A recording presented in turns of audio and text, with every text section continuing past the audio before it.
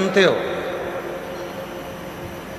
प्रतिदिन कथा को श्रवण करते हो, और कभी कभी मन ऐसा भी कर जाता है कि अब 2-4-8 दिन अभी जरा मैं अभी कथा नहीं सुनूंगी, अभी मैं सीरियल देखूंगी, नाटक देखूंगी, कभी कभी मन कर जाता है।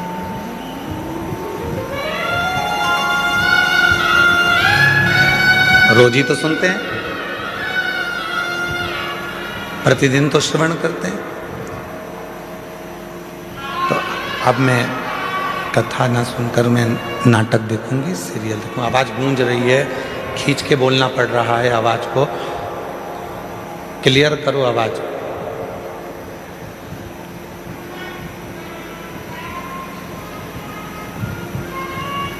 कभी कभी मन कर जाता है ऐसा कि अब मैं इतने दिन मैंने कथा सुन ली है, इतने दिन में मंदिर चली गई हूँ, इतने दिन मैंने सत्संग कर लिया, इतने दिन मैंने कीर्तन कर लिया, इतने दिन मैंने मंत्र जाप कर लिया है, इतने दिन मैंने नाम जाप कर लिया है, अब मैं थोड़े दिन नहीं करूँगी। क्यों?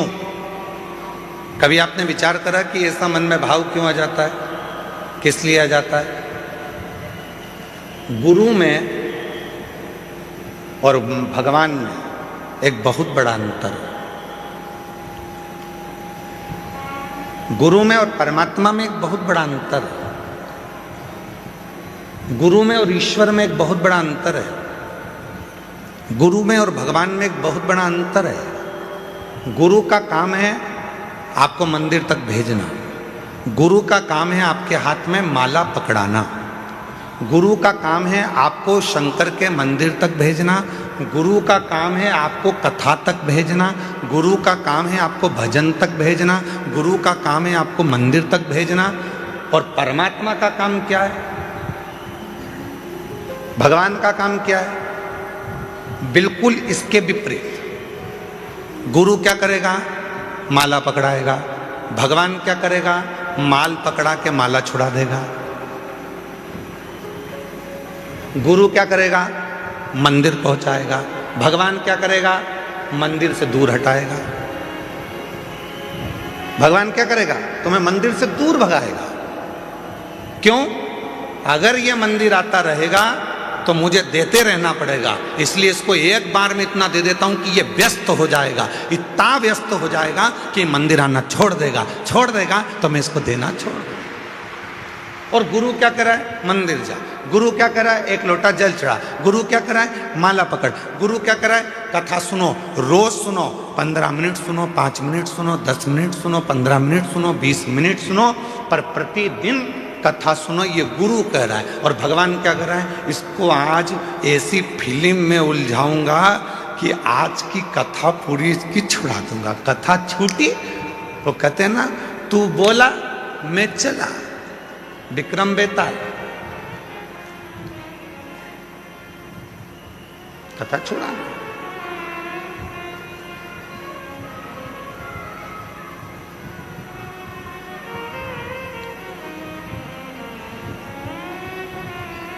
गुरु मंदिर भेज रहा है, गुरु शिवालय तक भेज रहा है, गुरु परमात्मा के पास भेज रहा है, गुरु सत्संग में भेज रहा है, गुरु परमात्मा की भक्ति में भेज रहा है।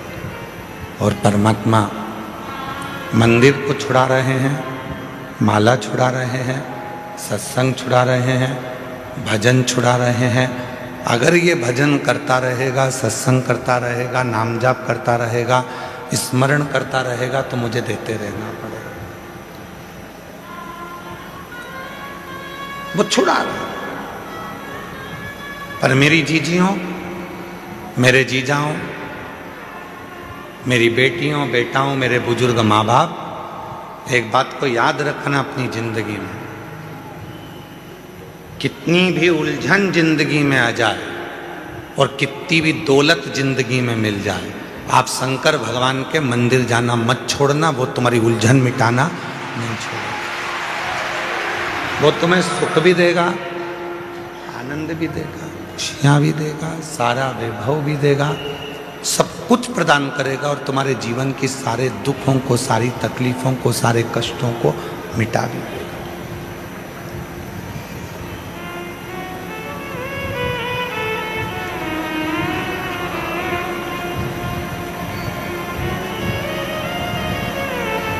दूसरे पर करा हुआ भरोसा टूट सकता है, पर परमात्मा पर करा हुआ भरोसा कभी नहीं टूटता, कभी।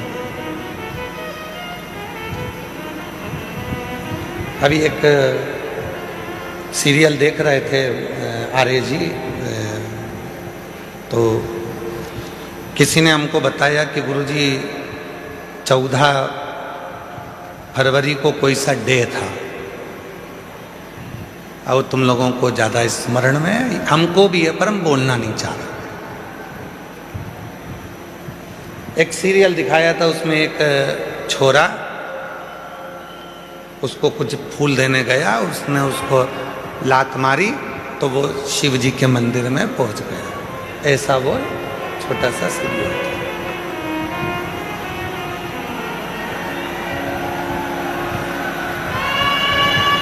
तुम्हारे लड़कों को भेजिए, उधर आवाज नहीं जा रही है। ये आवाज केवल यहीं यहीं गूंज रही है, और इधर आसपास में कहीं नहीं आवाज गूंज के हमारे पास आ रही है, पर आवाज पब्लिक में नहीं जा रही है।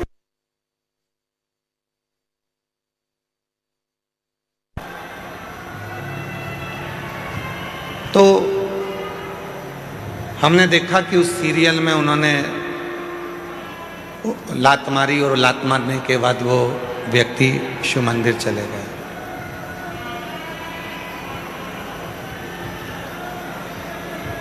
शिव कथा कर रही है,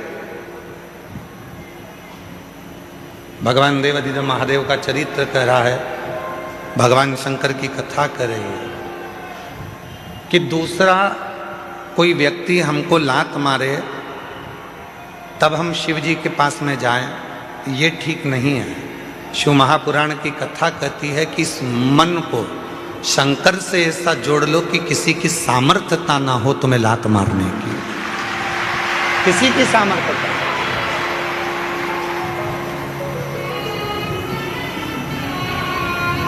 माननीय प्रधानमंत्री जी, भारत सरकार के नरेंद्र भाई मोदी जी ने कहा है कि आत्मनिर्भर भारत हो।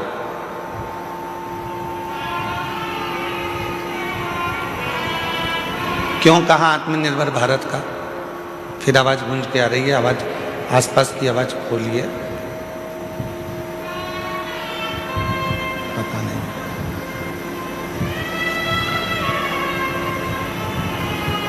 क्यों कहा आत्मनिर्भर भारत के लिए। आत्मनिर्भर भारत के लिए इसलिए कहा कि वो भी जानते हैं जब हम अपना खुद का कोई कार्य करेंगे, खुद की फैक्ट्री डालेंगे, खुद का कोई कार्य करेंगे, तो किसी दूसरे देश की हिम्मत नहीं होगी हमको ठोकर मारने की, बल्कि हम उनको ठोकर मार देंगे। स्वयं निर्माण करें। सभी वाद्य यंत्र जरा शांत रखें।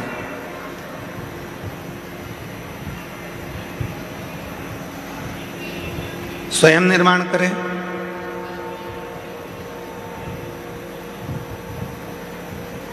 स्वयं अपना कार्य करें, किसी दूसरे की सामर्थ्य ना हो तुमको ठोकर मारने की। आप स्वयं इतने प्रबल बने। शिव महापुराण की कथा कहती है, स्वयं भगवान देवाधिदेव महादेव भगवान शंकर माता पार्वती जी से कहते हैं, पार्वती सुन, जो भक्त मेरे पास में आता है, जो मेरे पास पहुंचता है, एक लोटा जल मुझे चढ़ाता है, मैं उसको धन थोड़ा बाद में देता हूँ, मैं उसको वैभव थोड़ा बाद में देता हूँ, मैं उसको संपदा थोड़ी बाद में देता हूँ। सबसे पहले मैं उसको क्या देता हूँ वो सुन पार्वती। पार्वती जी ने पूछा कि आप सबसे पहले क्या देते हो? आप सबसे पहले क्या प्रदान करते हो? तो शिव जी कहते हैं, मैं सबसे पहले उसको सहनशीलता देता हूं।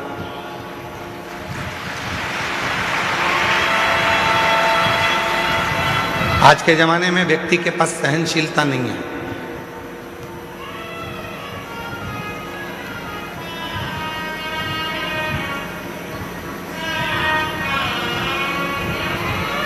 कोई किसी की सुनता ही नहीं है। आज के व्यक्ति के पास सहनशीलता खत्म हो गई। हमने पहले भी कथा में कहा था, आज फिर कहते हैं। पहले भी हम कथा में बोले थे, आज फिर कहते हैं। बहू कहती है मैं किसी की नहीं सुनूंगी, सास कहती है मैं किसी की नहीं सुनूंगी, बाप कहता है मैं किसी की नहीं सुनूंगा, बेटा कहता है मैं किसी की नहीं सुनूंगा, भाई कहता है मैं किसी की नहीं सुनूंगा, रिश्तेदार कहते हैं हम किसी की नहीं सुनेंगे। तो सुनेगा कौन? सियोर वाला महाराज सुनेगा कौन? मतलब सहनशीलता खत्म हो गई, सहनशीलता पूरी की पूरी चली गई, सहनशीलता समाप्त। आज सहनशीलता नहीं। शिव कथा कर रही है, भगवान शंकर का चरित्र कह रहा है, शिव महापुराण की कथा कर रही है। पार्वती जो मेरे पास में आता है, पार्वती जो मेरे पास पहुंचता है, पार्वती मैं उसको धन देता हूं पर दूंगा थोड़ा रुक कर, वैभव दूंगा थोड़ा रुक कर, संपदा दूंगा थोड़ा रुक कर, कुर्सी दूंगा थोड़ा रुक कर, प्रतिष्ठा दूंगा थोड़ा रुक कर, पर सबसे पहले मैं उसको देता हूं सहनशीलता। क्यों? क्योंकि जब व्यक्ति को मैं धन देता हूं, व्यक्ति को जब मैं वैभव देता हूं, व्यक्ति को जब मैं सत्ता देता हूं, व्यक्ति को जब मैं संपदा देता हूं, जब वो उन्नति की सीढ़ी पर चढ़ना प्रारंभ करता है, तब लोग उसको ताने देना प्रारंभ करते हैं। उस समय पर उसको सहनशीलता की जरूरत पड़ती है, सहन करने की जरूरत है। शंभु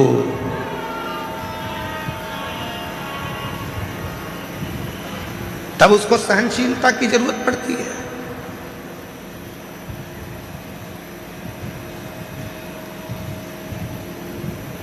धन दे दिया मैंने और उससे सहन ही नहीं हुआ। कई लोग ऐसे भी हैं जिनको ज्यादा दिख जाता है तो हार्ट अटैक आ जाता है।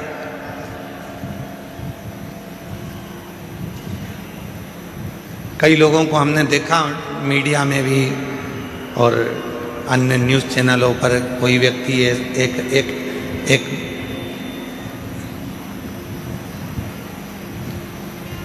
विधायक जी चुनाव लड़े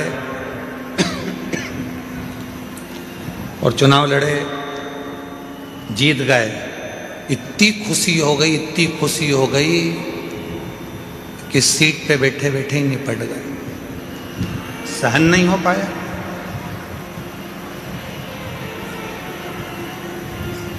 सहनशीलता ही नहीं रही।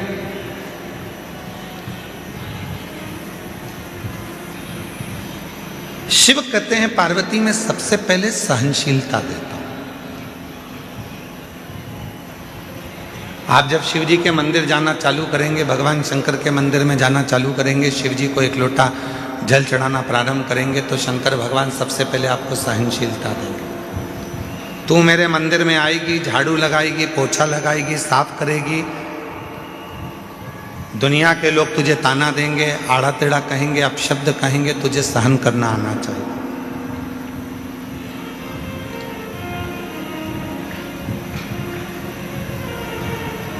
तुझे सहन करना आना चाहिए।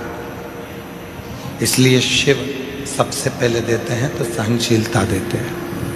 शंकर भगवान देते हैं तो सबसे पहले सहनशीलता देते हैं, सहनशीलता। और आज शिवरात्रि है, देवादिदेव महादेव की वो रात्रि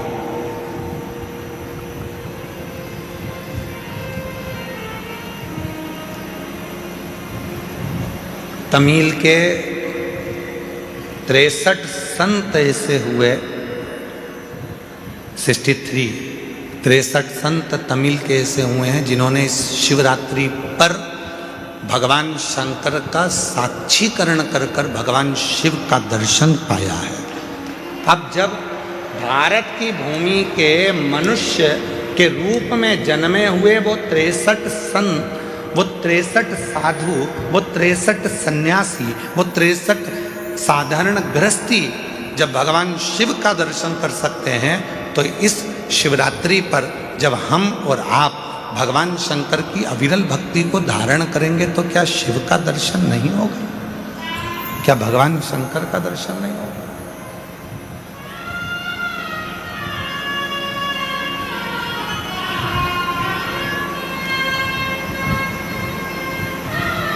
बस उसको भजने का तरीका है, उसके स्मरण का तरीका है। कई लोग कहते हैं क्यों गुरुजी आप दिन भर बैठे बैठे अपनी कथा में बेलपत्री ऐसे चढ़ाना, बेलपत्री की नोक ये डंडी ऐसी रखना, दुर्वा ऐसे चढ़ाना, पानी ऐसे चढ़ाना, फूल ऐसे चढ़ाना, चावल का दाना ऐसे चढ़ाना, ये सब चीज़ें आप बताते रहते हो, सब चीज़ें आप बताते हो, तो क्या इसका फर्क पड़ता है कि बेलपत्री की डंडी इधर रखेंगे तो इसका फर्क पड़ेगा, दुर्वा को ऐसे रखेंगे अशोक सुंदरी पर तो इसका फर्क पड़ेगा, चावल का दाना ऐसे रखेंगे तो उसका फर्क पड़ेगा, लाल चावल का दाना चढ़ाओगे तो उसका ऐसा फर्क पड़ेगा, सफ़ेद चावल का दाना चढ़ाओगे तो उसका फर्क ऐसा पड़ेगा? क्या इसका फर्क पड़ता है? क्यों नहीं पड़ता? डॉक्टर भी तो दवाई देता है, डॉक्टर बोल देता है कि ये सारी दवाई ले जाओ, ये भी लेके जाओ, ये भी लेके जाओ, ये भी लेके जाओ, सब एक साथ खा जाना, एक साथ उसको खा लो। डॉक्टर भी कहता है ये वाली दवाई खाली पेट लेना, ये वाली दवाई नाश्ते के बाद लेना, ये दवाई भोजन करने के बाद लेना, ये दवाई रात्रि को सोने से पहले लेना, और सुनो अगर ज़्यादा तकलीफ हो तो ये वाली दवाई इस समय पर ले लेना। अगर तुम्हें लग रहा है कि शरीर में कष्ट है, तुम्हें लग रहा है शरीर ठीक नहीं है, तो ये वाली दवाई लेना और रात्रि को लेके और दूध से लेना और सो जा। अब डॉक्टर को क्या पड़ी कि वो तुम्हें बताए कि ये दवाई ऐसे लेना, ये दवाई वैसे लेना, इस दवाई को ऐसे लेना। जैसे दवाई लेने का तरीका होता है, और अगर हम उस डॉक्टर के बताए अनुसार दवाई नहीं लेते तो हमारा शरीर में रोग ठीक नहीं होता है। तुम चाहे फिर पूरी दवाई एक साथ खा लो तो उससे रोग ठीक नहीं होगा। पर जैसा डॉक्टर ने कहा है, जैसा डॉक्टर ने बताया है, जैसा डॉक्टर ने कहा है कि समय समय पर ऐसे ऐसे लेना पड़ेगा तो उसका फल मिलेगा, उसका फल प्राप्त होगा। उसी तरह शिव महापुराण में भी वर्णन किया गया, भगवान शंकर की कथा में वर्णन किया गया कि बेलपत्री कैसे चढ़ाना है। शिवरात्रि पर बेर का महत्व कितना है, कितना महत्व। प्रकृति के देव अधिदेव महादेव को प्रकृति की ही वस्तुओं से रिझाया जा सकता है।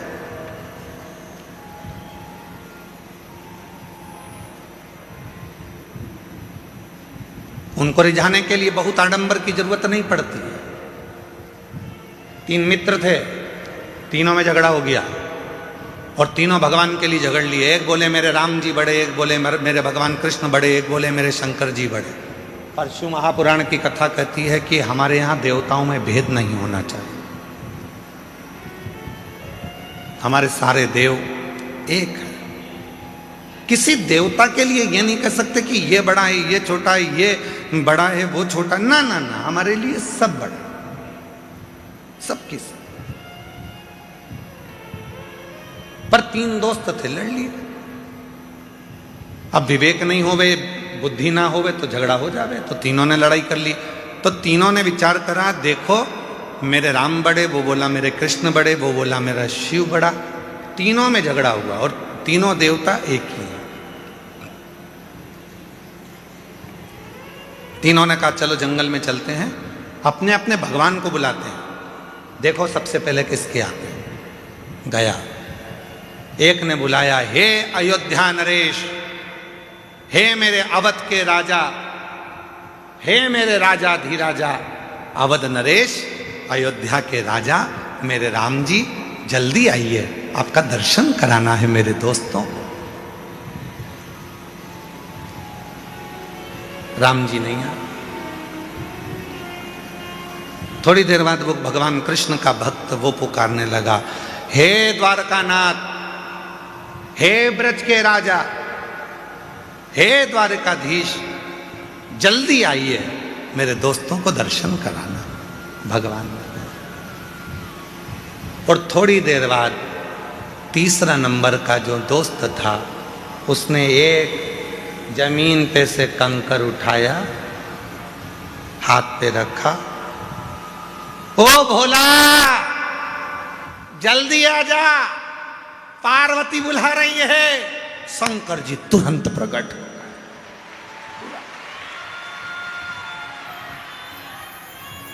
थोड़ी देर बाद राम जी आ रहे थे रथ पर, थोड़ी देर बाद भगवान कृष्ण आ रहे थे रथ पर, सेना साथ थी, पूरी सेना साथ में पहुंचे। लड़के ने कहा राम जी से, प्रभु इतनी देर से आए? भगवान बोले तूने क्या कहा? हे अवध के राजा आओ। अब राजा आता है तो कोई ऐसे ही आ जाता है क्या? राजा आता है तो पूरी प्रजा को लेकर आता है, राजा आता है तो सेना साथ में लाता है, राजा आता है तो पूरी व्यवस्था के साथ आना पड़ता है। इसलिए पहले व्यवस्था करी फिर आया। फिर उसने दूसरे ने कहा भगवान कृष्ण से, प्रभु आप इतनी लेट आए। भगवान बोले तूने क्या कहा था? हे ब्रज के राजा, हे द्वारका के राजा पधारो। अब राजा आएगा तो पूरी साज से आएगा, तो मुझे कपड़े वपड़े चेंज करके फेटा मेटा बांधकर पूरी सेना के साथ चलना पड़ता है, पूरी सेना के साथ चलूंगा। अगर तू बोलता हे राम आइए, मैं तुरंत आ जाता। तूने कहा अवध के राजा राम आइए, हे अवध नरेश आइए, तो अवध नरेश के रूप में आए। तू बोलता हे मेरे गोपाला, हे मेरे कानूड़ा, हे मेरे कन्हैया आइए, मैं तुरंत आ जाता। तूने कहा हे द्वारकाधीश, हे ब्रज के राजा आप आइए, तो मुझे राजा जैसा ठाट लेकर तो आना पड़ेगा। राजा जैसा ठाट रखना पड़ेगा। हम कई बार अपनी कथा में वर्णन करते हैं कि जितने भी यजमान बने हैं ना, इन यजमानों से कहते हैं कि कभी भी तुम ये विचार मत करना कि तुम जजमान,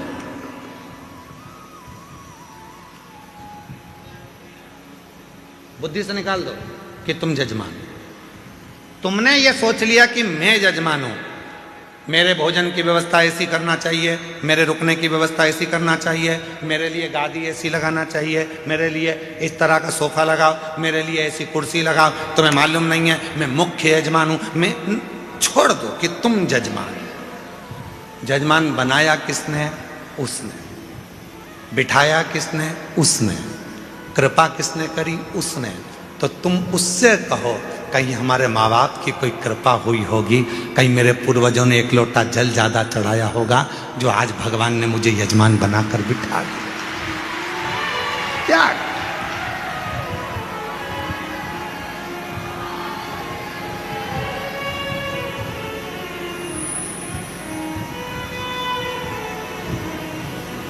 अरे जी रघुवंशी जी, यहाँ जितना भोजन चलता है, पीछे जो भंडारा चल रहा है जिसमें 1 से 1.25 लाख लोग रोज भोजन करते हैं प्रतिदिन।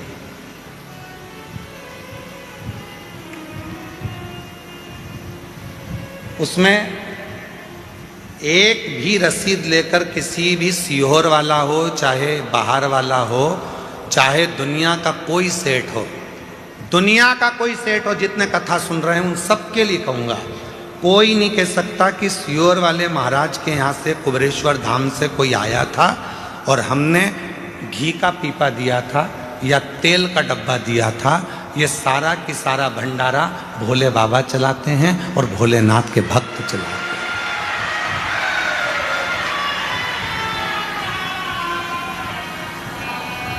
एक भी सीहोर जिला हो, चाहे बाहर का पूरा भारत की भूमि के जितने सेठ सुन रहे हैं वो भी एक नहीं कह सकता कि हम कुबेरेश्वर धाम पर भंडारा होता है तो हम उसमें 5 लाख देते हैं कि 1 लाख देते हैं कि 50,000 देते हैं कि 21,000 देते हैं कि 2 लाख देते हैं कि 10 लाख देते हैं कि 8 लाख देते हैं। कोई नहीं कह सकता, क्योंकि कुबेरेश्वर धाम का भंडारा, उसका नाम कुबेरेश्वर महादेव है।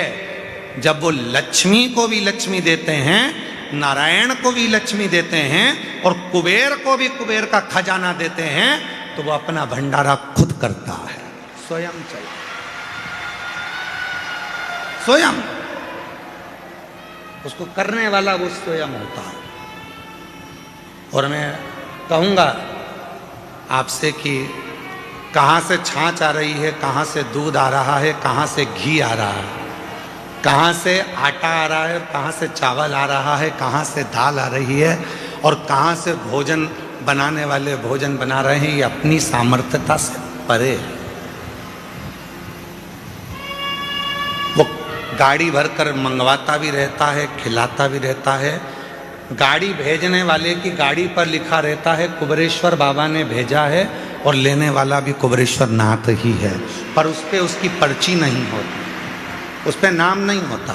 सब्जी भेजने वाला सब्जी भेजता है, उस पर लिखा होता है कुबेर भंडारी का दिया भंडारी के पास जा रहा है, पर उस पर नाम नहीं होता, नाम नहीं होता। चल रहा, चला।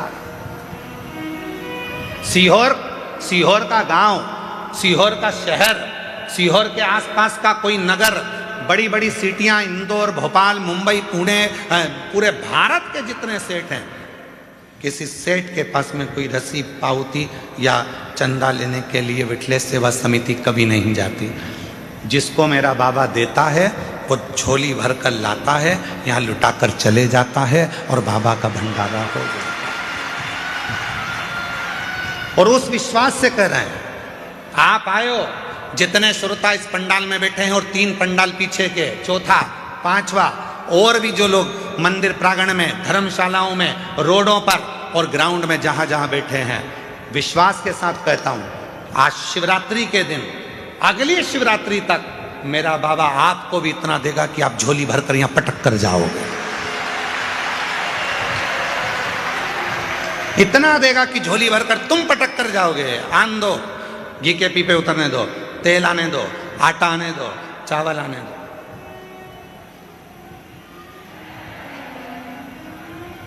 वो करुणा सा,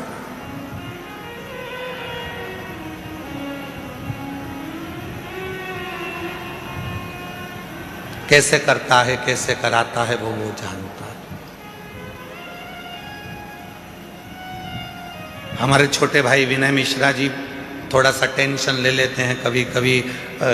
आपने बोला है कि व्यवस्था होना है और आप फोन पर बोल दिए कि कल प्रसाद में ये बनना है, होगी एकदम हलवाई की टांग टूट गई। हमारे जो हलवाई हैं देवघर गए थे, तो देवघर में उनका टांग टूट गया, एक्सीडेंट हो गया था। कोई बाइक वाला उनको रात के समय, वो मंदिर जा रहे थे, ठोक के चले गए। पाँव अभी तक ठीक नहीं हुआ।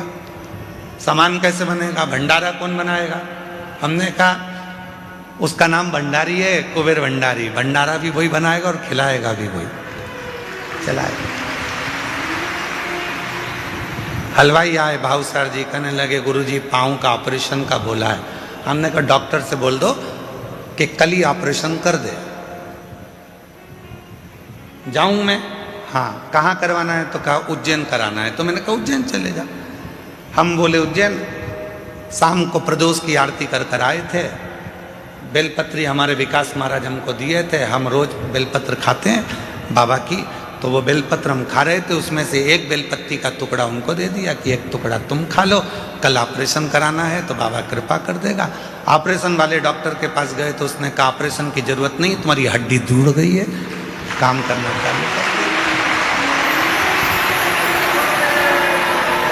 आज भी वही हलवाई भावसार जी लंगड़ते लंगड़ते आज भी पूरी तरह से चलते चलते पूरा भोजन बना रहे हैं और कह रहे हैं पाँव में कोई कष्ट नहीं। प्रभु आपकी कृपा से सब काम हो रहा है, करते हो भोले बाबा मेरा नाम हो रहा है, भोले आपकी कृपा से सब काम हो रहा है, शंभु आपकी कृपा से सब काम हो रहा है। वो तुमको देता है और तुम बाबा के धाम में पटक कर जाते हो, वो तुमको दे रहा।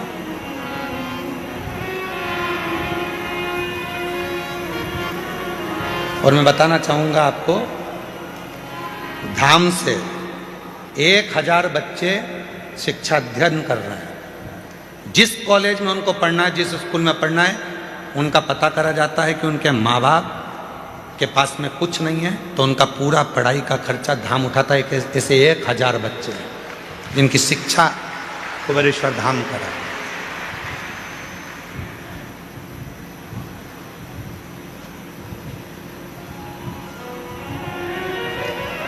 शिव कर रहा है, शिव करा रहा है और शिव करने वाला। और आपसे भी निवेदन करेंगे, आपके गांव में, आपके नगर में कोई हमारा बिठले सेवा समिति की रसीद लेकर कोई 1000 कह दे कि सीवर वाले महाराज के यहाँ से आए चंदा दो, तो उसको ले जाके थाने में बंद करा देना। आता ही नहीं कोई, जाता ही नहीं इस धाम से कोई। दुनिया जिसके यहां मांगने आती है, उसके दरवाजे का व्यक्ति क्यों तुम्हारे यहां मांगने के लिए जाएगा? किस लिए जाएगा? सारी दुनिया यहां जोली फैलाती है, अरे तेरा ही दिया मैंने खाया पिया, तेरा शुक्रिया, तेरा शुक्रिया, मुझे भोले बाबा बहुत दे दिया, तेरा शुक्रिया, तेरा शुक्रिया। ये जायदाद दी है, औलाद दी है, मुसीबत में हर वक्त इमदाद दी है, तेरा ही दिया मैंने खाया पिया है, तेरा शुक्रिया है, तेरा शुक्रिया। ये उसका दिया हुआ है, किसी दूसरे का नहीं। और तेरा तुझको अर्पण।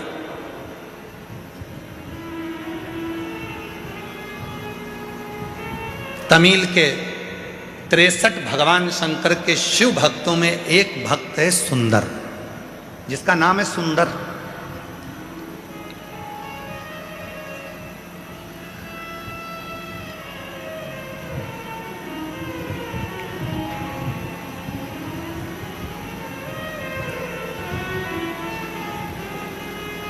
ये कथा उस व्यक्ति के लिए है जो लोग कह देते हैं कि सीवर वाले महाराज के जितने भक्त हैं शंकर जी के, कभी कभी बिना नहाए मंदिर में आ जाते हैं। ये उनके लिए है।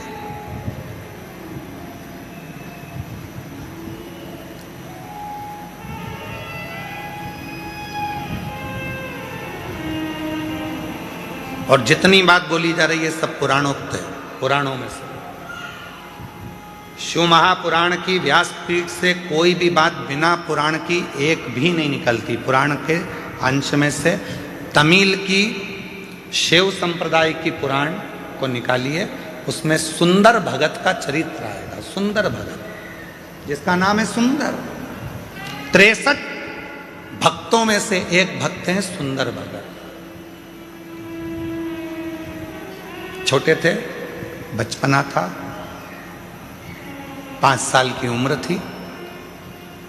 माँ रोज शिव की आराधना करती थी, शंकर की साधना करती थी, शिव मंदिर में जाती थी, बच्चे को साथ ले जाती थी।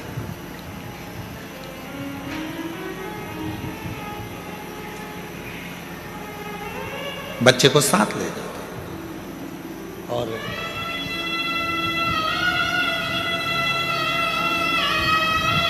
बच्चा नहाता भी नहीं, मुख धोता भी नहीं, मां के साथ चले जाता।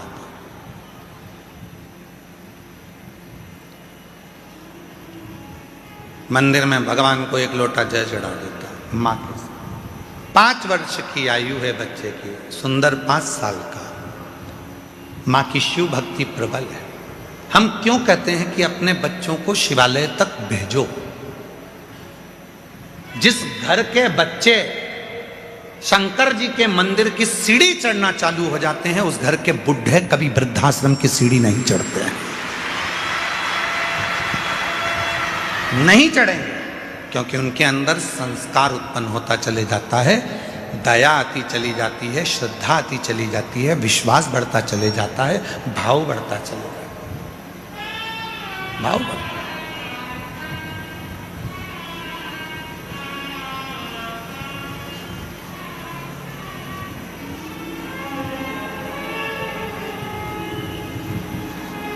और देख लिया संसार हमने, देख लिया सब मतलब के यार हमने, देख लिया।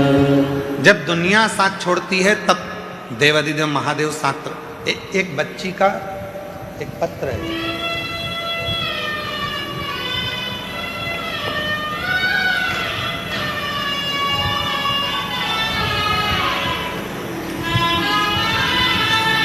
इस लड़की का फोटो देखिए, बेटी का।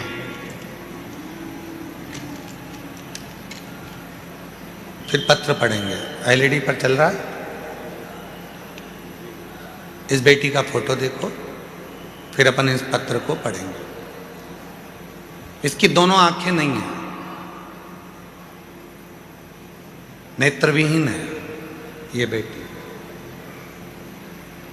चल गया पत्र। कल एक यहाँ सामने भी टीवी लगाओ तो दिखा, थोड़ा सा मालूम पड़े तो ठीक है।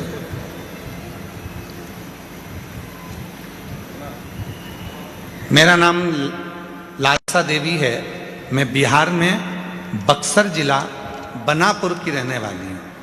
एक लोटे जल का क्या बखान करूं गुरुदेव। जल सारी समस्या का हल है।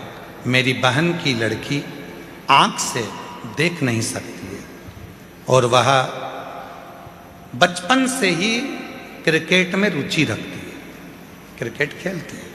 आंख से देख नहीं सकती है पर क्रिकेट में रुचि रखती है। पिछले वर्ष में जब यहाँ आ रही थी तो मेरी बहन की बेटी ने कहा, मासी मुझको भी कुबेरेश्वर धाम ले चल। मैंने उससे कहा तू देख नहीं सकती तो वहां जाकर करेगी क्या। मैं कथा सुनती हूँ, महाराज कहते हैं कि यहाँ का कंकर शंकर है, उस कंकर को मुझे छूना है। मैंने सुना है वो कंकर जो छूता है उसकी किस्मत पलट जाती है। हो सकता है कि मेरी भी किस्मत पलट जाए, हो सकता है। मुझे मासी तू ले चल। मैं मेरी उस बहन की लड़की को रुद्राक्ष अभिषेक में पिछले वर्ष यहाँ लेकर आ गई। पंडाल में पीछे बैठकर हम कथा सुने। दुनिया के लोग हमसे आकर पूछते थे कि तुम जमीन पर बैठे हो तो तुमको कंकर चुभ रहे होंगे। हम जितने भी मीडिया वाले आते थे उनसे एक ही बात कहते थे कि यह कंकर नहीं है, मेरे पिता की गोद है जिसमें बैठकर मैं कथा सुन रहा हूं। और यही कंकर के लिए तो मैं यहाँ आई हूं। मेरी बहन की लड़की जो आंख से देख नहीं सकती थी उसने भी यही जवाब दिया। और आज मेरी बहन की बेटी एक कंकर लेकर चली गई और बाबा की ऐसी कृपा हुई कि उसका इंडिया टीम में सिलेक्शन हो गया। इंडिया टीम में सिलेक्शन हुआ और 23/11 बाबा की ऐसी कृपा हुई, 23/11/2025 को फाइनल मुकाबले में इंडिया और नेपाल के बीच में जो मैच हुआ, ब्लाइंड क्रिकेट T20 में विश्व कप चैंपियन के रूप में वो बेटी जीत गई। ब्लाइंड क्रिकेट T20 विश्व कप मैच में वो बेटी जीत गई, जिसका फोटो आप देख रहे हो, जिसका फोटो हम लगाया, जो अपनी मासी से आए हैं। आ जाओ आ जाओ आ जाओ। बेटी नहीं आई है ना? हाँ, इसमें लिखा है अपने बेटी अभी आई नहीं है। आप आ जाओ, जो पत्र लाए हैं आ जाओ, आ जाइए। गुरुदेव, यहाँ का कंकर शंकर है। अभिमाननीय हमारे बीच में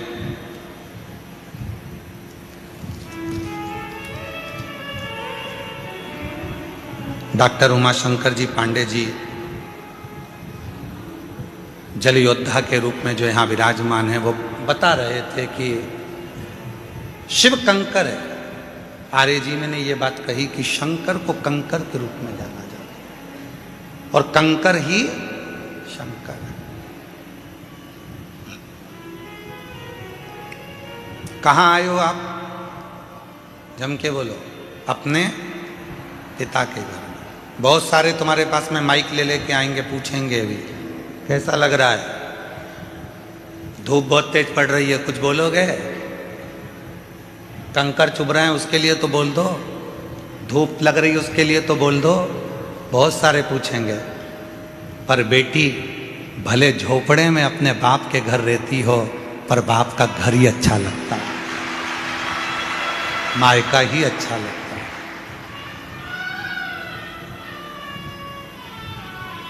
पूछेंगे लोग, आएंगे। कोई तकलीफ हो रही होगी तुमको, बोलो ना, तकलीफ बोलो। वो बोल देती है कि तकलीफ है, तुम प्रश्न करने आते ही काहे को? ये हमारे बाप का घर है। पिया के घर में, पति के घर में तो मैं आराम से डनलप के गद्दे पर सोती हूँ और 8 बजे उठती हूँ, और यहाँ तो मुझे 25 बार सोचना पड़ता है खाली मिलेगी क्या, जाऊं क्या? अभी कितनी बज गई? 3 बजी है, फिर सो गई। 4 बज गई, आवाज आना चालू हो गई, चोरों से सावधान, अपना सामान संभाल के रखना, बच्चों का हाथ पकड़ कर रखना, सूचना मिलना चालू। उठ गए, जाग गए। पिता का घर है ना, समय की कोई गणना नहीं। स्मरण किया। एक पत्र और देखिए, बड़ा बड़ा सुंदर है ये पत्र, तो सुंदर है। एक पत्र देखिए। मेरा नाम प्रीति सिंह, मैं बिहार राज्य के मधेपुरा राज्य की रहने वाली हूँ। पिछले साल कुबेरेश्वर धाम पर रुद्राक्ष के लिए बाबा का रुद्राक्ष महोत्सव करने के लिए आई थी। हम जानते हैं यहाँ पर बाबा का रुद्राक्ष उत्सव में नहीं मिलता, फिर भी हम रुद्राक्ष महोत्सव में कंकर शंकर के लिए आए थे। यहाँ की भूमि पर कंकर पर बैठकर भी जो कथा सुनी जाती है, उसमें शंकर का प्रतिबिंब पिता की गोद मानी जाती है। हमने कथा सुनी। मेरा लड़का 6 साल का है, वो बचपन से न चल सकता है, न बोल सकता है, न हाथ पैर से काम कर सकता है। हम बेटे को लेकर आए थे, बेटे को सुलाकर कथा सुनवाई थी। बाबा की कृपा से यहाँ की मिट्टी रोज मेरे लड़के को लगाती थी। डॉक्टर ने विकलांग का सर्टिफिकेट दे दिया था। आज छाती ठोक कर कहती हूँ, अब मेरा बेटा चलता भी है, मंदिर जाता भी है, बोलता भी है और बाबा का भजन भी करता है। आज मेरा बेटा बोलता भी है, चलता भी है, मंदिर भी जाता है, शिव को जल भी चढ़ाता है। मेरा नाम प्रीति सिंह, बिहार राज्य के मधेपुरा राज्य की रहने वाली हूँ। कहीं बैठी हैं तो हाथ हिला सकती हैं। अगर कहीं बैठी हो, आप ही हैं, ऐसे हाथ हिला दो एक बार, वापिस हाथ हिलाओ एक बार, वापिस हाथ हिला दो दीजिए। हाँ ठीक है, आ जाइए, बेलपत्र ले जाओ, आ जाओ। मैं शिव को नमन करने के लिए आई हूँ। क्या 1 साल में मेरा बाबा मेरे बेटे को चला सकता है? वो शिव है। तेरी कृपा बिना ना हिले एक भी लेते श्वास तेरी कृपा से तनु तनु, बखान क्या करूं मैं राखों के का, चपटी भभूत में खजाना कुबेर का, मुक्ति वाले ओमकार तू, भोले ओमकार तू, आयो शरण तिहारी शंभु कार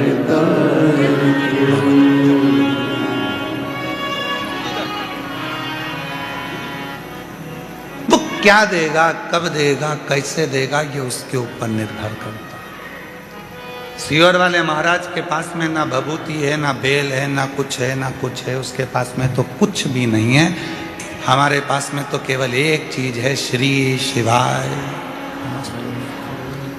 एक लोटा जल घर पे शिव को चढ़ाओ, मंदिर जाओ, कुबरेश्वर धाम पर आओ तो कंकर शंकर की भूमि पर कहीं पर भी बैठकर 5 कंकर उठाकर उसकी आराधना साधना, उससे प्रार्थना दिल से कर लो, वो तुम्हें दिल से देकर भेजते हैं, दिल से।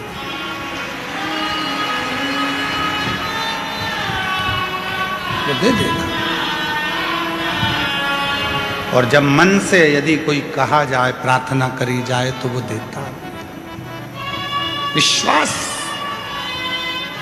भरोसा, भरोसा।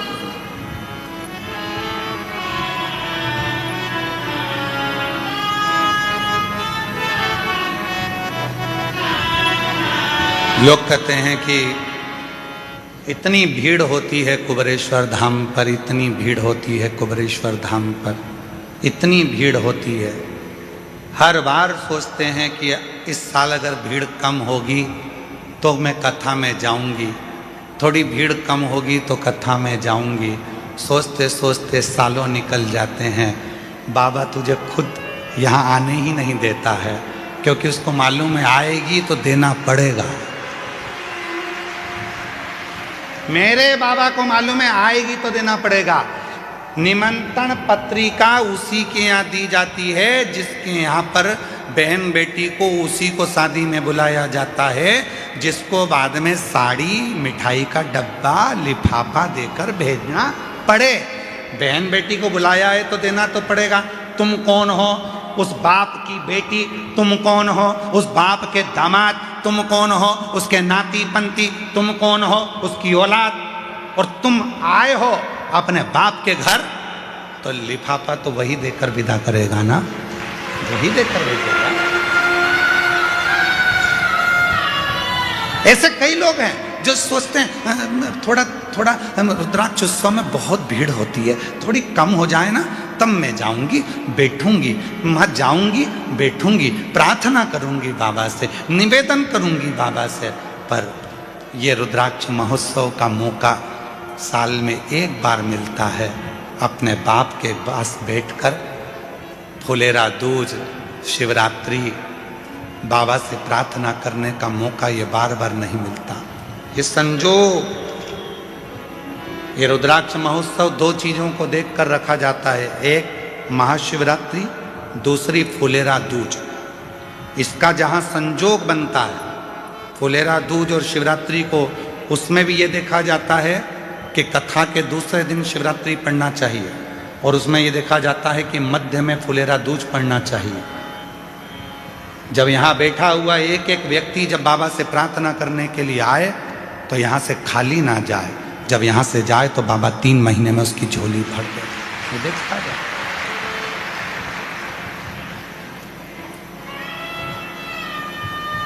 होती है।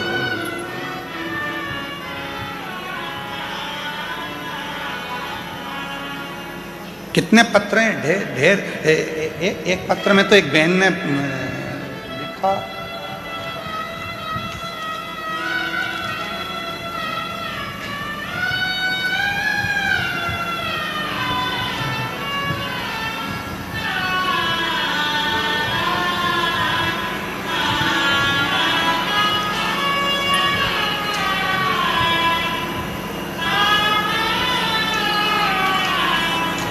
दिग्विजय सिंह, गांव जालीनेर, जिला रतलाम, मध्य प्रदेश से हैं।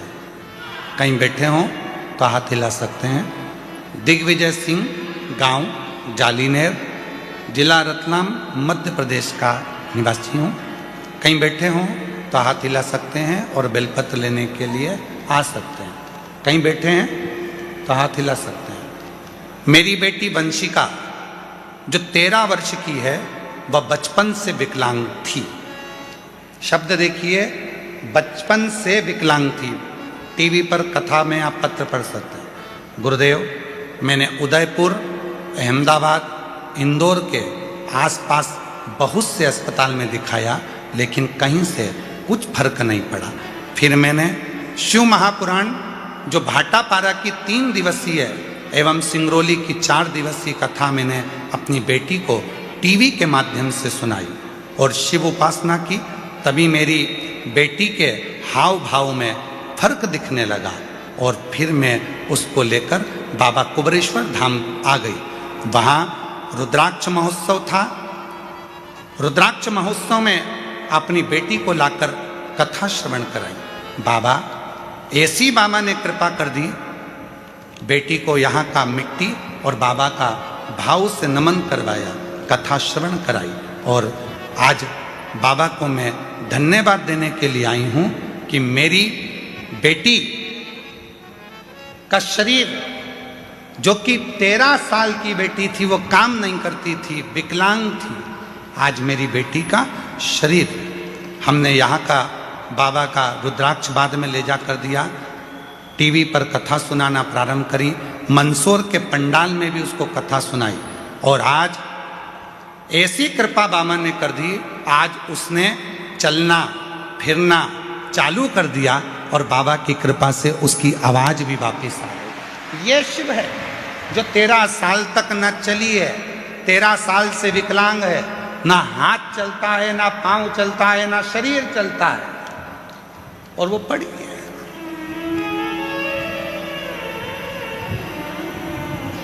कहीं बैठे हो।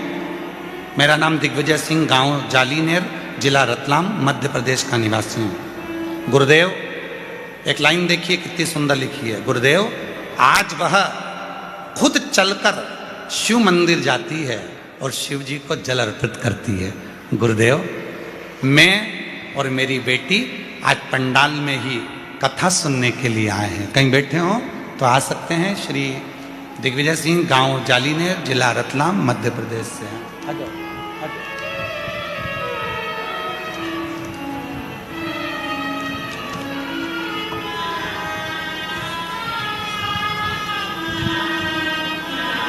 ये जो बच्चा आ रहा है, 6 साल का बच्चा, डॉक्टर ने विकलांग का सर्टिफिकेट दे दिया था, चल नहीं सकता था, बोल नहीं सकता था, पलंग पर पड़ा रहता था, हाथ पैर नहीं चलते थे, राल टपकती रहती थी और उठ नहीं सकता था। उसको माँ गोदी में लेकर आई थी, आज वो चलकर आया है कुबरेश्वर धाम पर। जोरदार गर्जना होना चाहिए तालियों की। आओ। मेरा तू ही तो हमदर्द है, जिसे हर दर्द कहता है। मेरा तू ही तो हमदर्द है, जिसे हर दर्द कहता हूँ। दुनिया के आगे प्रभु चुपचाप मेरे रहता, दुनिया के आगे प्रभु चुपचाप मेरे रहता हो। एक बार जोरदार ताली बजाओ इस बच्चे के लिए।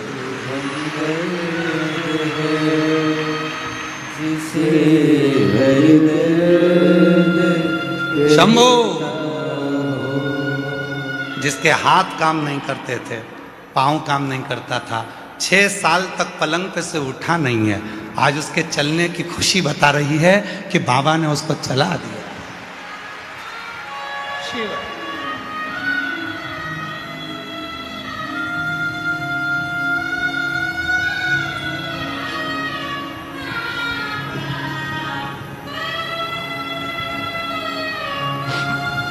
आया नजर ना कोई भी अपना, जब मुझको दरकार थी, जब मुझको दरकार थी, तब मेरे पद का जीवन के अंत का तू ही बना सारथी। तू ही बना सारथी, भला कैसे भूलूं तेरी मेहरबानियाँ। मेरा तू ही तो हमदर्द है, जिसे हर दर्द कहता हूँ। मेरा तू ही तो हमदर्द है, जिसे हर दर्द कहता हूँ।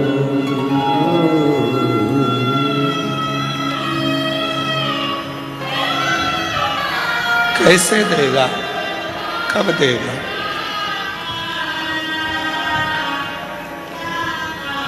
कुबरेश्वर धाम विश्वास का धाम है।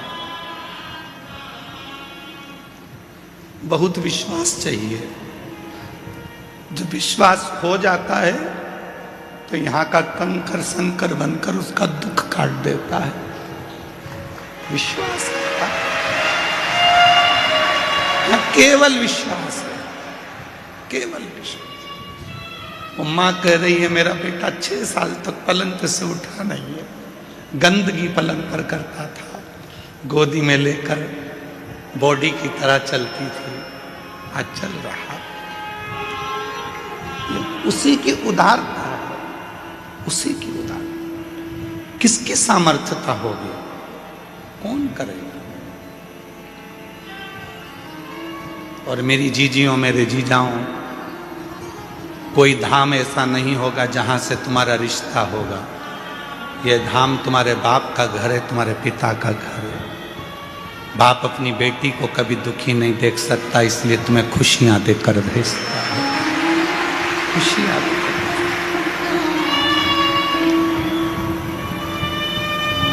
ये उसका घर है, वो खुशियां देकर भेजता है। दुनिया के सारे धाम घूम कर आना और एक बार कुबरेश्वर धाम आना, यहाँ की धरा पर बैठकर श्री शिवाय नमस्तुभ्यम कहकर उसको अपना दुखड़ा कहना,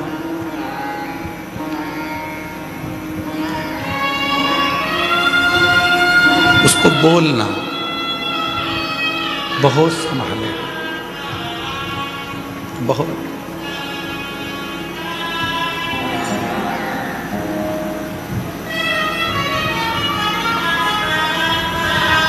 शिव कह रहे हैं, शंकर भगवान की कथा कर रही है पार्वती, जो मेरे पास आता है सबसे पहले मैं उसको सहनशीलता देता हूं।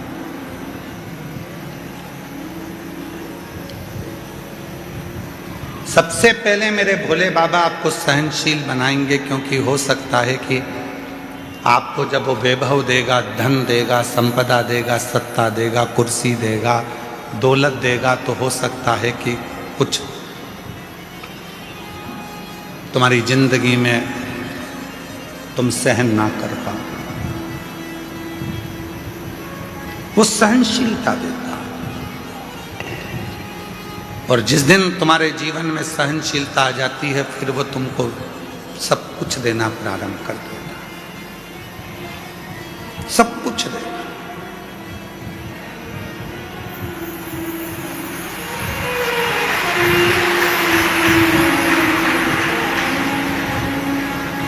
दुनिया के आगे प्रभु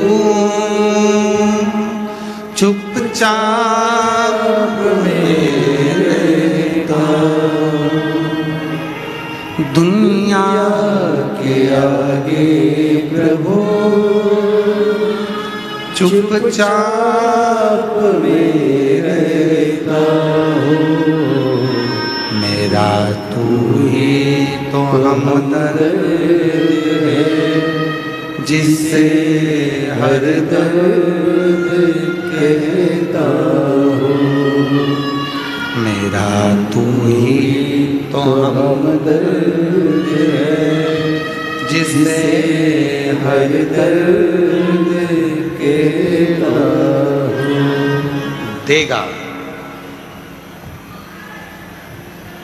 सहनशीलता के साथ में सब कुछ देगा। पार्वती, एक भक्त है जिसका नाम है सुंदर। 5 वर्ष की आयु है। तमिल की पुराण में इसका वर्णन है। 63 शैव संतों में इनकी गिनती है। सुंदर नाम है। माँ के साथ में शिव मंदिर जाते हैं, शिव मंदिर में जल चढ़ाते हैं। नहीं नहा पाया, स्नान नहीं कर पाया। बच्चा है, माँ ले गई मंदिर में, चलो जल चढ़ाना चलो। बच्चा पहुंच गया माँ के साथ में जल चढ़ाने के लिए शिवालय में, शंकर के मंदिर में जल चढ़ा।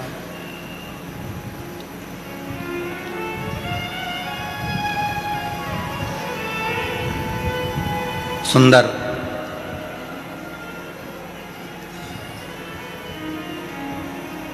नियम बन गया उसका कि मेरे को मंदिर जाना है, मुझे मंदिर जाना है, नियम बन गया।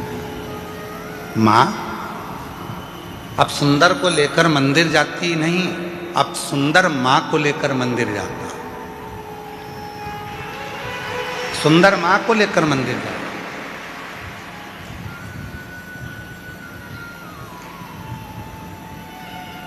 यहाँ बॉम्बे के एक जजमान परिवार बैठे हुए हैं, दोनों पति पत्नी, जो अभी कथा के रात्रि को जब हम आए थे डबरा से, तब वो मिलने के लिए कक्ष में भी आए थे।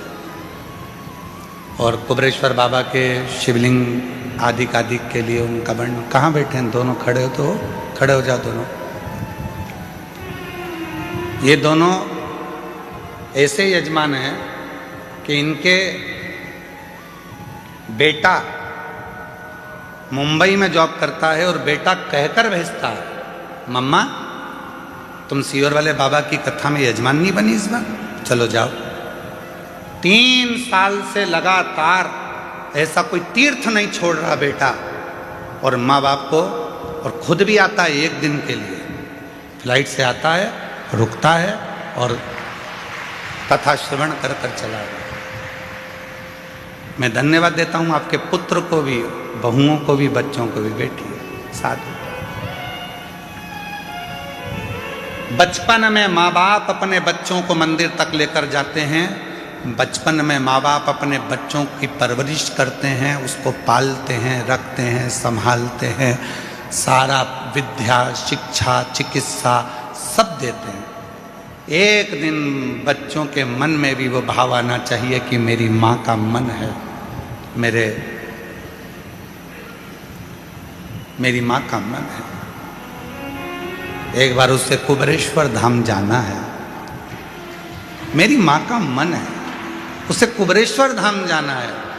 और जिस दिन बेटा अपनी माँ से कह दे, माँ चल मैं तेरी फ्लाइट कराता हूँ, मैं तेरी टिकट कराता हूँ, मैं तेरी ट्रेन कराता हूँ, मैं तेरे लिए गाड़ी कर कर, हम हमेशा यहाँ वहाँ जाते हैं, अब की बार चल तेरे बाबा कुबेर भंडारी के दरवाजे पर, तेरे गुरु के पास में, जिसकी कथा तो निरंतर श्रवण करती है, उस कुबेरेश्वर बाबा के दरवाजे पर तुझे लेकर चलता हूँ। माँ की सबसे बड़ी गिफ्ट, आज के जमाने की माता की सबसे बड़ी गिफ्ट, पूरे भारत की जितनी माँ हैं उनको गिफ्ट में अगर कुछ चाहिए तो वो बोल नहीं सकती, पर ईमानदारी से कहता हूँ पूरे विश्व की माँ अगर गिफ्ट में चाहती है तो एक बार कुबरेश्वर धाम आना चाहती है। एक बार मुझे मेरे बाबा के यहाँ ले चल, एक बार मुझे कुबेर भंडारी के दरवाजे पर ले चल, उसकी धरा पर मुझे लेटना है, उसकी धरा पर मुझे सोना है, उसकी धरा की मिट्टी को मुझे अपने शरीर पर लगाना है, जो 12 ज्योतिर्लिंग का बीच में है, उसकी धरा पर मैं चली जाऊंगी तो मुझ में 12 ज्योतिर्लिंग के बल अपने आप आ जाएगा। हर माँ, हर बेटी, हर स्त्री, हर पुरुष यही चाहता जाए।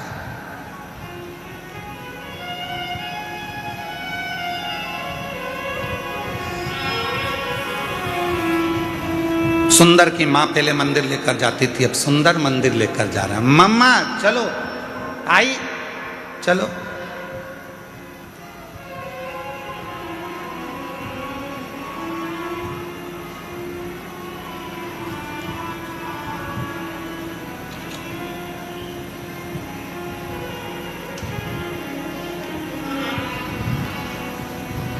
और चले। धीरे धीरे धीरे धीरे सुंदर बड़े हो गए।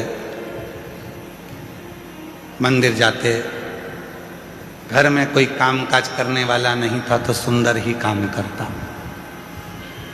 काम में इतना व्यस्त हो जाता था कि नहाने का टाइम नहीं मिलता था, तो ऐसे ही मंदिर चला जाता था। वो सुंदर धीरे धीरे बड़ा हो गया और उस सुंदर की शादी हो गई, धर्मपत्नी आ गई।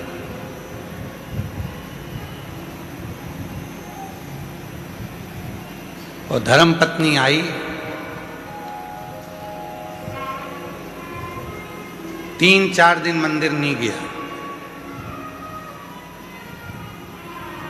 4 दिन के बाद, आज नहाने के बाद स्नान करा, स्नान करके मंदिर गया तो शंकर भगवान का शिवलिंग ही मंदिर से गायब हो गया। शिव जी का शिवलिंग उस मंदिर से गायब था, शिवलिंग नहीं दिखा। सुंदर ने मंदिर के लोगों से पूछा, यहां भोलेनाथ जी थे, कहां चले गए? उस शिवलिंग का नाम भी लिखा था, हम थोड़ा ध्यान में नहीं आ रहा है इसलिए हम उस शिवलिंग का नाम नहीं बोल पा रहे। उस मंदिर का भी नाम लिखा था। मंदिर में से शिवलिंग गायब हो गया।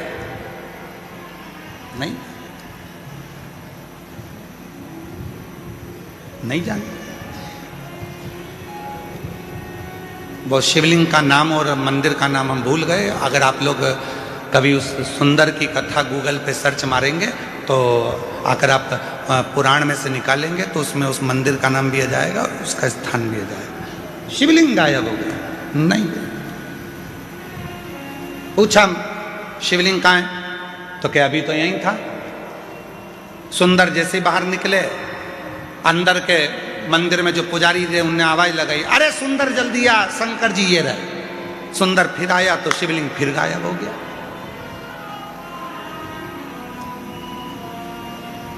सुंदर ने कहा कहाँ है शिवलिंग? गायब। फिर गया, फिर शिवलिंग आया, फिर गया, फिर शिवलिंग आया।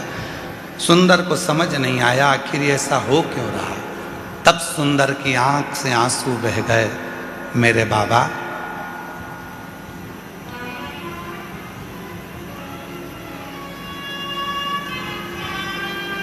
मेरी शादी हो गई इसलिए क्या तुम रूठ गए?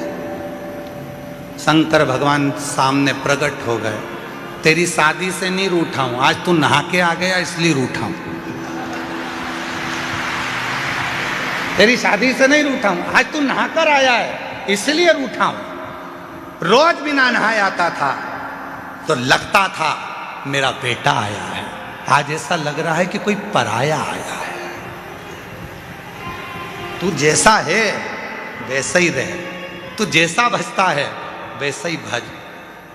आडंबर नहीं चाहिए, दिखावा नहीं चाहिए, दिल साफ रखना, शरीर भले कैसा भी हो, तेरा शिव तेरा।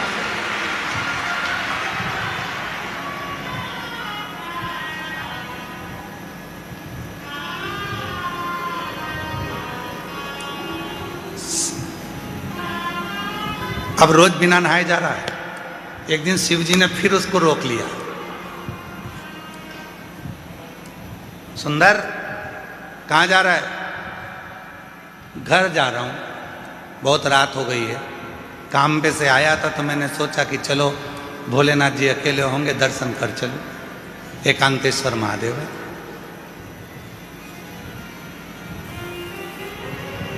सुंदर का my best friend Shiv Shankar को बहुत सुंदर दोस्त बना लिया था। एक दिन शिव जी ने पूछा, क्यों रे सुंदर, मैं ज्यादा अच्छा लगता हूं कि तेरी पत्नी ज्यादा अच्छी लगती है? सुंदर टेंशन में पड़ गए, सुंदर टेंशन में पड़ गए। घर गए, सुंदर बीमार पड़ गए, बीमार हो गए, चिंता पड़ गई, टेंशन पड़ गया। क्या करें, क्या उत्तर दे, क्या?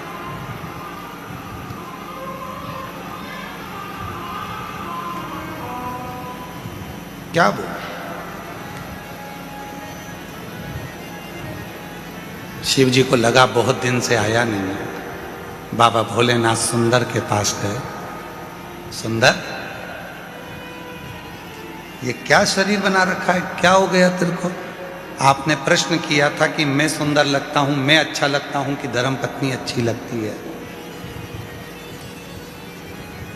मेरे महादेव, आप मेरे हृदय में, रोमावली में, श्वासों में रमण करते हो। शादी तो मैंने की ही नहीं है। मेरे हृदय में जो तुम्हारा निवास है तो विवाह भी तो तुम्हारा ही हुआ है, मेरा तो कुछ है ही नहीं। तन मन धन सब कुछ तेरा, तो ये तन तेरा है, इसमें रह रही आत्मा तेरी है, इसमें रमण करने वाली श्वास तेरी है, तो शादी मैंने कब करी थी? सुंदर ने कहा विवाह मेरा नहीं, विवाह तुम्हारा हुआ है, इसलिए परिवार भी तुम्हारा है, घर भी तुम्हारा है, जायदाद भी तुम्हारी है, धर्म पत्नी भी तुम्हारी है और बच्चे भी तुम्हारे हैं, इसलिए संभालना भी तुम्हें है, मुझे नहीं। और जिस दिन संसार के लोगों को ये लगने लगेगा कि केवल तुम कहने से कि मैं तुम्हें बहुत स्नेह करता हूँ, प्यार करता हूँ, प्रेम करता हूँ, ये केवल शब्दों में नहीं रहना चाहिए, शब्दों में नहीं होता। प्रेम में समर्पण होता है, ये शब्दों में नहीं। इसलिए कहते हैं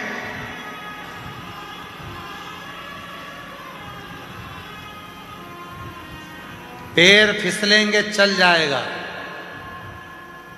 पैर फिसलेगा चल जाएगा, शिव पुराण कहती है, पर जिंदगी में कभी जीवान नहीं फिसलना चाहिए। जीवान फिसली वो नहीं चले, पैर फिसल गए चलेगा, पर जीवान ना फिसले। भगवान जब समृद्धि देता है, वैभव देता है, संपदा देता है, दौलत देता है, धन देता है, प्रतिष्ठा देता है, तो व्यक्ति की जीवान फिसलने लगती है। तू मुझे जानता नहीं है, तू मुझे क्या मानता, मेरी वहाँ पहचान, मेरी वहाँ पहचान, मेरे पास इतना धन, इतना वैभव, इतनी प्रतिष्ठा, सब मेरा। फिसलने लगे, फिसले ना, उसका दिया हुआ, उसने दिया।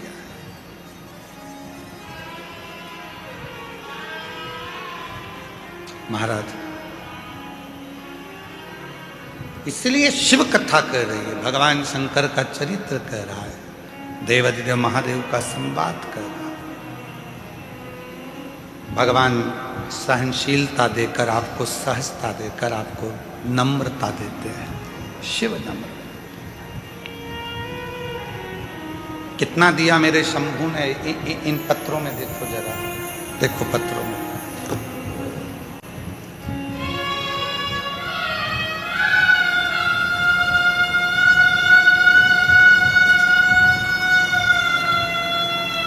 मेरा नाम विनीता, पति का नाम अजय रैकवार, जिला झांसी की रहने वाली हूँ। एक लोटे जल का क्या वर्णन करूँ। शादी के 13 साल हो गए थे, डॉक्टर ने मना कर दिया था कि मैं माँ कभी नहीं बन सकती। बाबा के धाम आकर रुद्राक्ष महोत्सव में कथा सुनकर गई और बाबा की कृपा से 2025 का रुद्राक्ष उत्सव करा और बाबा की ऐसी कृपा करुणा हो गई कि बाबा की कृपा से मेरा गर्भ ठहर गया और मेरे गर्भ से 13 साल के बाद संतान हुई। मैं प्रीति रंजित राम इंदिरा नगर लखनऊ से आए हैं, 17 नंबर सेक्टर में रहते हैं।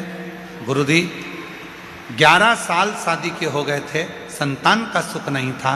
बाबा के धाम आई थी, रुद्राक्ष महोत्सव में बाबा को निवेदन करा और 2022 में सालासर में जाकर पंडाल में बैठकर कथा सुनी। बाबा की कृपा से हमारे घर में शिव की कृपा से पुत्र ने जन्म लिया है 11 साल बाद। पत्र देखिए,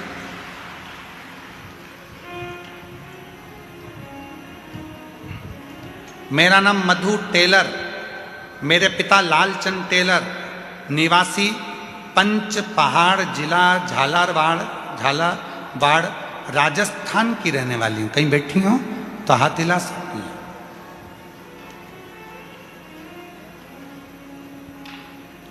कहीं बैठी हैं, हाथ हिला सकती हैं और आ सकती हैं। जिला झालावाड़ की रहने वाली हूं गुरुदेव। 2025 में रुद्राक्ष महोत्सव में आकर बाबा से प्रार्थना करने के लिए आई थी। वो भी दूसरों ने कहा था कि कुबेर भंडारी का जब रुद्राक्ष महोत्सव होता है तो जो कहा जाता है बाबा उसको 3 महीने में देता है। मैं विश्वास नहीं करती थी। क्यों?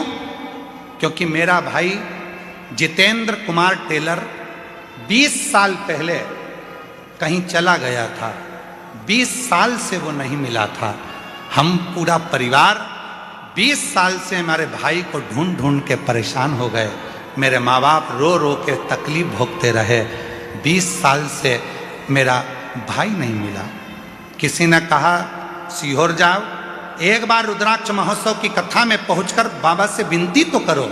2025 में मैं यहाँ आई, बाबा से विनय करा और यहाँ से घर पहुंची और बाबा की ऐसी कृपा हुई गुरुदेव कि 3 महीना भी नहीं हुआ, 20 साल के बाद मेरा भाई हमको मिल गया।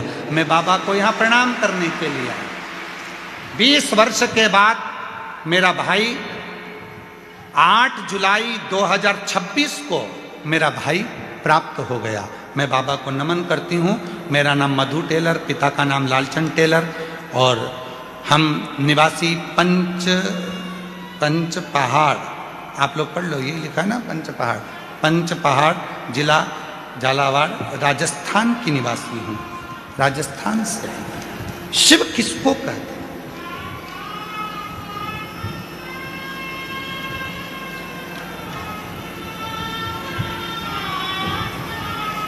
शंकर किसको कहते हैं? आप किसी दूसरे के आश्रित होकर